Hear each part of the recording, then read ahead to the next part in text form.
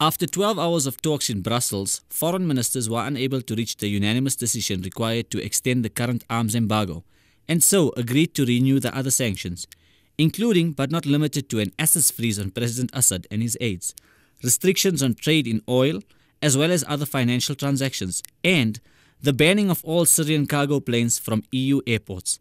Foreign ministers had a wide array of views, with the Austrian Foreign Minister Michael Spindelegger saying, "The EU should hold the line. We are a peace movement and not a war movement," clearly in stark contrast to the views of others. An analyst who is on the ground forwards a view that the EU decision will not make much difference on the ground in the immediate future.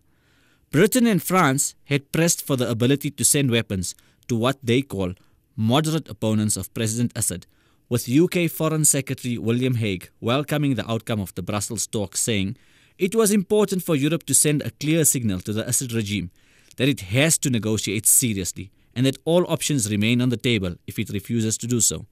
Member states can now decide their own policy on sending arms to Syria, but agreed not to proceed at this stage with the delivery of equipment. The EU's Foreign Affairs Council is to review this position before the 1st of August, in light of fresh developments working towards ending the conflict.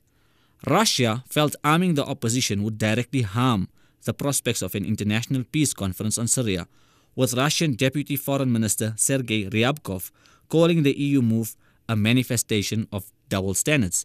Russia and the US are leading efforts to organize a peace conference on Syria next month. UK aid agency Oxfam has warned of devastating consequences if the embargo ends and more arms are sent into Syria, with the growing cost of lives already past 80,000. A spokesman for the opposition Syrian National Coalition, Louis Safi, was quoted as saying that the EU move was a positive step, but the coalition was afraid it could be too little, too late.